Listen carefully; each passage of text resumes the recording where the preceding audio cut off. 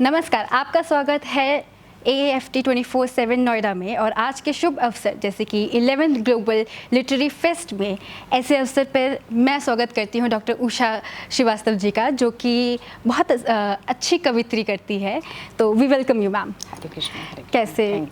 कैसे हैं आप? सब बढ़िया, सब बढ़िया।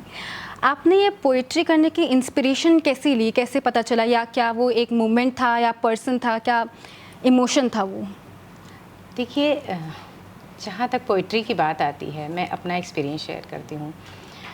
मेरे हस्बैंड पहले से लिखते थे, तो जब मैं उनके साथ जुड़ी, मैं जब पहली बार शादी करके गई अपने ससुराल, तो उन्होंने मुझे एक डायरी दिया। उसमें अतुकांत रचनाएँ थीं और वो बहुत बिखरी सी डायरी थी। ये पहली बार मैं बता रही हूँ। तो मैं उसको लेकर के गई, और जब मैं दोबारा आई वहाँ पर अपने ससुराल, तो वो पूरी डायरी को मैंने बाइंडिंग करके अच्छे से उनको दिया। मुझे तब नहीं पता था, ये 2006 की बात है, तब मुझे बिल्कुल नहीं पता था कि मुझे पोइट्री करना है। या धीरे धीरे 2018-19 के आसपास में ऐसा कुछ हुआ कि बड़ा लगा कि बच्चे थोड़े बड़े हो रहे हैं और मुझे कुछ करना चाहिए। अपने आप कोई आया था घर पे और उसने कहा कि देखो तुम अच्छा लिखती हो, मुझे लगता है तुम्हें आना चाहिए इस क्षेत्र में। तो मैंने कहा कि ठीक है, देखते हैं। और मम्मी को जब भी कुछ लिखते थे, भेजते थे, तो मम्मी ज़रूर कहती थी कि देखो तुम करो। तो बल्कि मैंने उनको एक बार कह भी दिया था कि देखो मम्मी, ये बहुत बड़ी चीज़ है और मेरे मतलब मुझे नहीं लगता कि मैं कर पाऊँगी। उन्होंने कहा नहीं नहीं, महादेवी वर्मा जब करती हैं, कर ली उस समय में, तो ये तो समय बिल्कुल बदल चुका है। तुम लिखती हो और जब भी तुम्हारी कोई चीज़ सुनते हैं तो मैं रोने लगती हूँ। तो मैंने कहा ठीक है मम्मी, देखते हैं। फिर धीरे धीरे मैं जुड़ी मीडिया से, और वहाँ जब पहली बार मैं जुड़ी तो मुझे वहीं से फिर धीरे धीरे जिन्होंने मुझे सुना वो मुझे फिर निमंत्रण भेजने लगे, आसपास के कवि। धीरे धीरे मेरी अपनी एक पहचान बनी, और मुझे अपने ऊपर आत्मविश्वास तब हुआ जब 2024 का सर्वभाषा कवि सम्मेलन होता है एक, उसमें 22 मूल भाषाओं के कवि, पूरे जितने संविधान में भाषाएं हमारी, उनके सभी कवि, मूल कवि और उनके सारे अनुवादक, वो पूरा इकट्ठा हुए रांची में। वो प्रोग्राम आकाशवाणी कराता है। तो वहाँ सर का फ़ोन आया और उन्होंने मुझसे बोला कि उषा तुम चलो। तो मैंने कहा सर ये बहुत बड़ी चीज़ है। तो कह रहे नहीं नहीं चलो। तो फर्स्ट टाइम मैं अपने दम पे फ़्लाइट पे गई, और वास्तव में मेरे लिए बहुत बड़ी बात थी, ये बहुत बड़ी बात थी। और तब से मुझे लगा कि नहीं, अब मुझे राइटिंग को थोड़ा सा और सुधारने की, मांझने की ज़रूरत है। और जब आपने शुरू किया होगा, ऐसा तो नहीं होगा कि हर कविता आपकी सफल गई होगी, तो आप वो जो रिजेक्शन है उसको कैसे आप कोप अप करती हैं उनसे? आप ही समझिए, सोशल मीडिया का दौर है। 4-4 पंक्तियाँ जब हम शुरुआत में करते हैं तो हम उस पर डालते रहते थे, तो लोगों को पसंद आती। पहले कुछ भी नहीं पता होता था, तुकांत क्या है, रदीफ क्या है, काफिया क्या है, गज़ल क्या है, कुछ भी नहीं पता होता। लेकिन जब आप 4 लोगों के बीच में, बड़े लोगों के बीच में गोष्ठियाँ अटेंड करते हैं, जाते आते हैं, सीखते हैं, और वो सीखने की जो लगन होती है ना, वो ऐसी होती है कि मान लीजिए रात में एक शेर आ गया आपके दिमाग में और आपको लिखना है, तो पूरी रात बीत जाती है उस एक शेर में। मैं रांची की ही बात कर रही थी, वहाँ के मतले में एक शेर में काफिया थोड़ा सा गलत था, और सर ने कहा कि नहीं, यहाँ पे ये चीज़ नहीं होगी। तो मैंने कहा ठीक है, और मैं 1.5-2 घंटे की गोष्ठी हो रही थी, और उस 1.5-2 घंटे में मैं वो लगा रही थी किसमें काफिया कौन सा ऐसा करूं कि ये बिल्कुल राब्ता दोनों में बन जाए।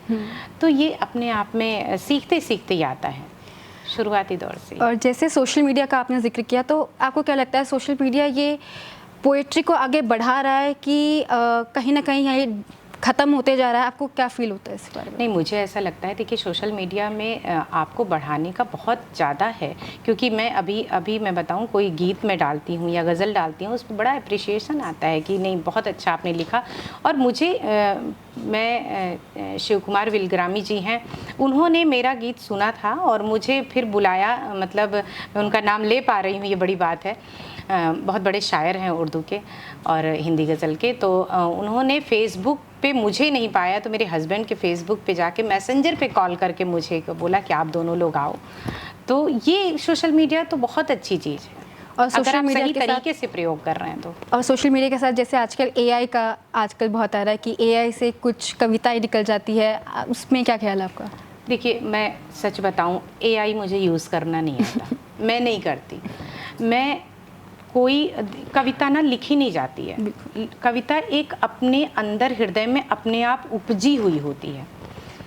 मैं किसी ने आपने कोई चीज़ बोल दिया, वो मुझे चुभ गई, अब वो कविता में अपने आप आ जाएगी।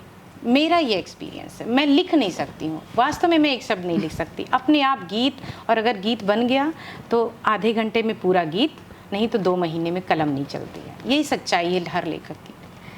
और आपके जैसे कि आप अभी बोल रही थी कि मैं भूल गई क्वेश्चन। हाँ, अभी आपने बोला था कि जैसे से आप कविता लिखती हैं, हाँ, तो वो आप किसी मोमेंट को देख के लिखती है कि आपके अंदर कुछ फीलिंग होती है तो उसको आपको देख के लिखती हैं आप कविताएं? नहीं, कविताओं में अगर फीलिंग नहीं है, अगर हमारी संवेदना नहीं जुड़ी है, अगर वो किसी रियल घटना से नहीं जुड़ी है, तो उसका इम्पैक्ट सामने वाले पे पड़ ही नहीं सकता। हम शब्द को बांध सकते हैं, गज़ल लिख सकते हैं, गीत लिख सकते हैं, लेकिन जहाँ तक है हमारे दिल से दिल तक कविता पहुँचे, वो तभी होगा जब वो कविता अपने आप जन्मी हो। और कोई कविता आप युवाओं को बोलना चाहे तो आप क्या बोलेंगी कविता के माध्यम से? कविता के माध्यम से मैं यही कहूँगी कि आप लिखिए। अभी देखिए साहित्य जगत ऐसा है कि वो पूरे जीवन सीखने का काम है, एक जीवन भी मुझे लगता है कम पड़ जाएगा इसमें। लेकिन मैं युवाओं को जो लेखन पकड़ रहे हैं उनके लिए मैं बात केवल करूँगी, बिल्कुल जल्दबाजी मत करिए। मंच बहुत सारे आजकल हैं, खुला मंच है, खुला सम्मान बट रहा है, लेकिन सम्मान जहाँ पर आपको पूरे सम्मान से वास्तव में बुलाया जाता है आप वहाँ जाएं। लेखन में अपने सुधार रखें। कभी भी मैं अपने लिए कभी मैं किसी से ये नहीं कहती हूँ कि मुझे आप बुलाइए। आप अपनी लेखनी में और अपनी प्रस्तुति में इतना निखार लाइए कि सामने वाला आपको देखकर खुद आमंत्रण भेजे। ये मैं अपने युवाओं को कहती हूँ। Thank you, ma'am, for your time and for such videos. Keep watching AFT 24/7 Noida.